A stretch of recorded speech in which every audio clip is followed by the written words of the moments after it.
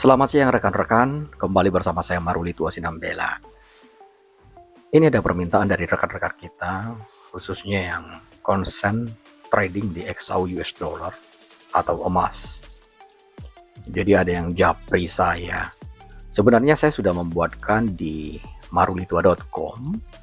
Di marulitua.com judulnya itu adalah emas XAU US dollar menguat di tengah sinyal penurunan suku bunga dari laporan ketenaga kerjaan Amerika Serikat. Hari ini adalah hari Minggu, tanggal 8 Desember 2024. Jadi jam di laptop saya ini menunjukkan pukul 1:46 waktu Indonesia bagian Barat, rekan-rekan. Sebenarnya telah ada saya tulis di marulitua.com penjelasannya mengenai pergerakan dari harga emas ini, rekan-rekan, tetapi tidak apa-apa. Karena rekan-rekan kita lebih menyukai dalam bentuk penjelasan secara langsung melalui audio visual ya, yaitu dijelaskan secara kata-kata.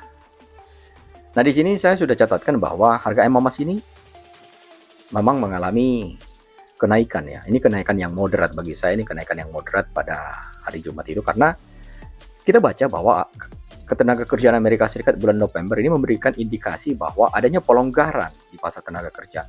Jadi kondisi ini rekan-rekan, nah ini merupakan ya salah satu ya yang memperkuat ekspektasi bahwa Bank Sentral Amerika ini mereka akan melanjutkan kebijakan kepada keturunan suku bunga.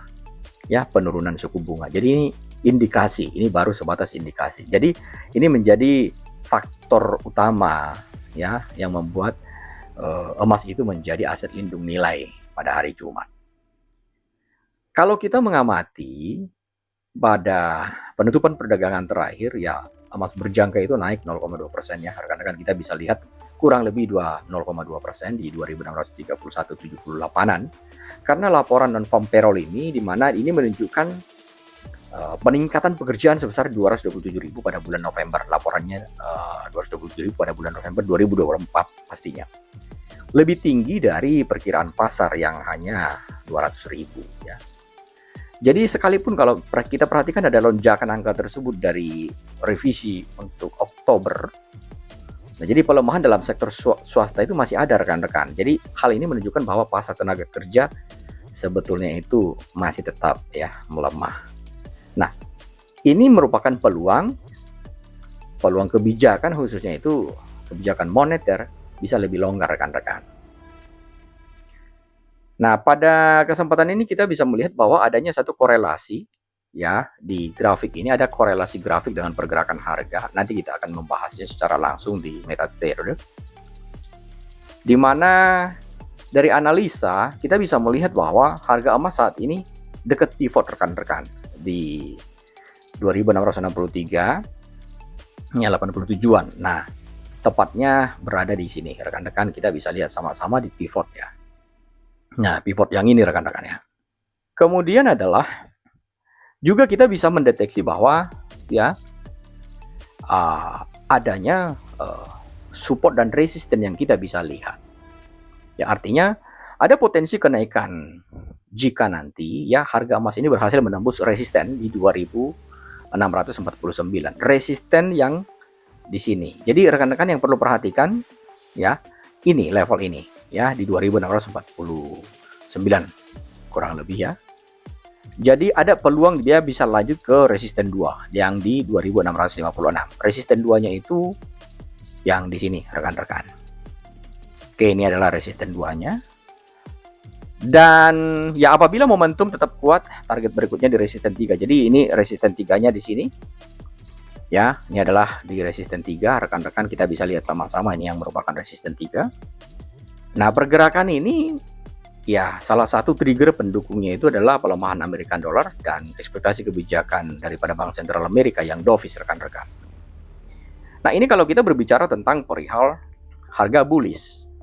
Ya, perihal harga bullish. Berarti apabila rekan-rekan berposisi sebagai seorang seller pada penutupan market, berarti level money managementnya di resisten 3 di 2668 ini. Jadi jika berposisi sebagai seller ya rekan-rekan, ini perlu diwaspadai ya. Karena kan di dalam trading emas ini kan two ways opportunity, artinya kita bisa sell terlebih dahulu atau kita bisa buy terlebih dahulu, tidak masalah. Nanti baru posisinya kan di close di setelah rekan-rekan mengharapkan apakah itu profit atau memang melakukan money management atau stop loss berikutnya. Ya, itu kan fleksibel dia. Nah, rekan-rekan perlu dijaga bahwa apakah akan terjadi hanya potensi bullish saja? Belum tentu, rekan-rekan. Kenapa? Karena bisa saja nanti ya di sini sellernya jauh lebih kuat. Tetapi pada saat ini kita akan membahas dua skenario, apakah itu potensi kenaikan atau potensi penurunan. Jadi tidak hanya potensi kenaikan saja yang perlu kita bahas, tapi risiko juga, risiko potensi penurunan. Bisa nggak dia turun? Ya bisa aja terjadi. Tetapi bukan poinnya begitu, bukan poinnya apakah harga naik atau harga turun. Tidak seperti itu sebagai seorang traders yang bijak. Bukan itu, artinya kita harus memetakan apakah harga itu naik atau turun, dan nanti kita akan menentukan entry point kita, rekan-rekan. Sekarang kita baca dulu risikonya terlebih dahulu yang harus perlu kita baca terlebih dahulu. Nah, potensi penurunan atau bearish ini, ya ini kalau kita memperhatikan ya di pivot di 2636, yang ini rekan-rekan pivotnya kembali ke pivot. Oke. Jika harga emas terkoreksi di support 1. Nah, support 1 yang ini rekan-rekan ya. Di 2624-an. Oke. Nah, di sini ada saya tulis bahwa penurunan bisa ya mendorong harga emas ini menuju support 2. Ya, support 2 atau bahkan ke bisa terjadi ke support 3 jika sentimen negatif untuk emas ya. Jadi penurunan di bawah support utama bisa menjadi sinyal awal perubahan tren. Nah, kenapa saya tulis demikian? Karena rekan-rekan ini bisa jika tembus dia di 2604 ini bisa perubahan tren. Jadi uptrend yang kita lihat di grafik ini kan uptrend ya rekan-rekan. Uptrend yang di sini ya ini bisa terjadi penurunan tren. Nah, penurunan tren yang kita masukkan itu adalah rekan-rekan kita bisa lihat sendiri bahwa contohnya seperti ini ya. Nah, dia bisa tembus, bisa terjadi penurunan tren ya, yang artinya adalah ini dihajarnya turun, modelnya akan ya seperti ini rekan-rekan. Bisa terjadi descending triangle ya. Jadi yang perlu dijaga itu adalah tadi kita sudah buatkan ya, perlu dijaga itu adalah 2604 ya, 2604 98 ini, karena bisa terjadi dia membentuk descending triangle.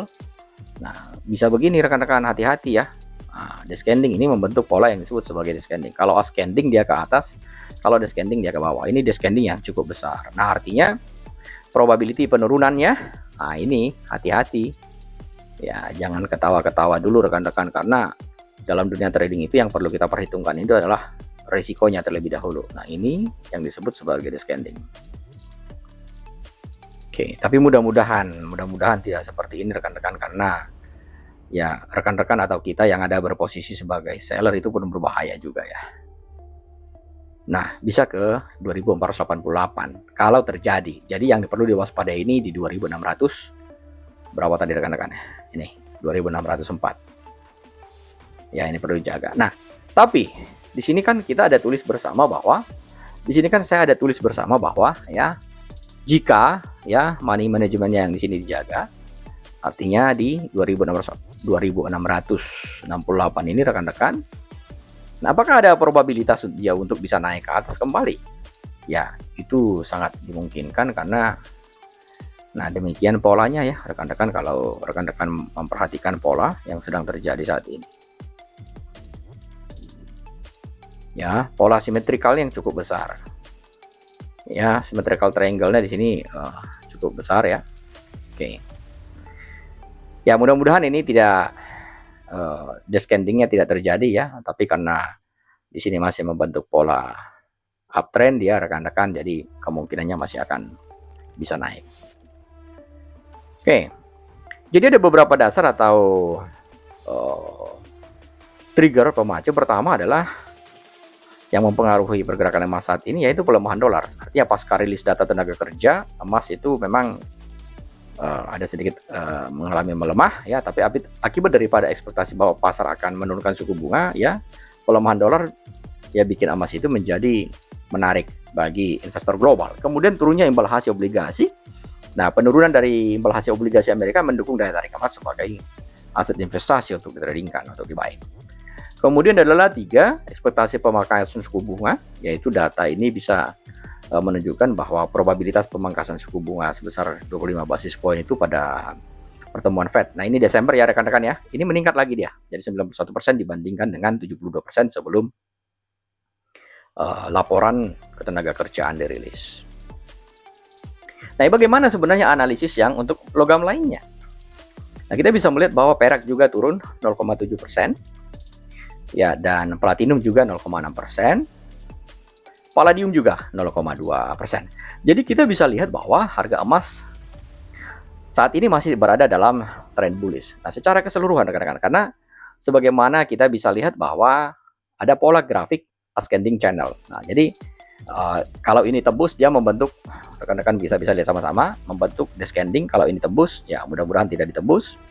Nah, pada prinsipnya sekarang itu masih membentuk ascending channel. Ascending channel ini, ya probabilitasnya kenaikan itu masih cukup menjanjikan ya rekan-rekan.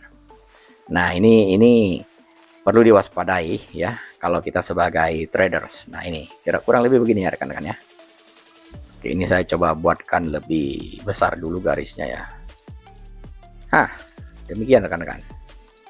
Sangat jelas ya kelihatan ya. Oke, kita lanjutkan kembali. Ada volatilitas yang bisa kita lihat ya menjelang pertemuan The Fed ya di bulan Desember ini. Nah, ini akan menjadi penentu arah pasar sebenarnya. Ya, apakah ekspektasi suku bunganya bisa lebih rendah dan terjadinya pelemahan dolar, serta kita bisa melihat bahwa kekhawatiran pasar tetap ada dalam ketidakkepastian global ya, terutama dalam sentimen global yang masih berada dalam geopolitik.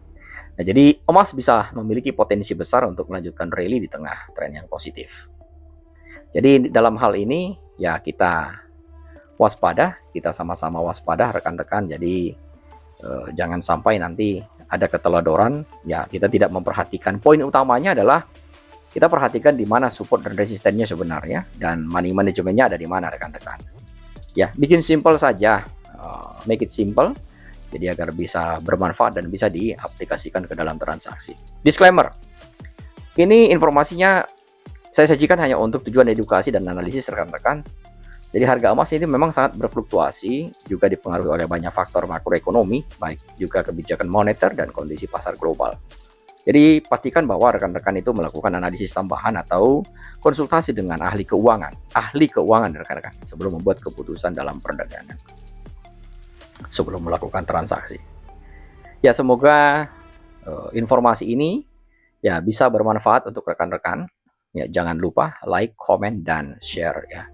Saya Marulito Asinambela. Bunyikan lonceng, tanda lonceng ya rekan-rekan. Jadi setiap kali kita berbagi, share untuk edukasi informasi, rekan-rekan bisa mendapatkan notifikasinya. Happy weekend dan semoga sukses di minggu depan.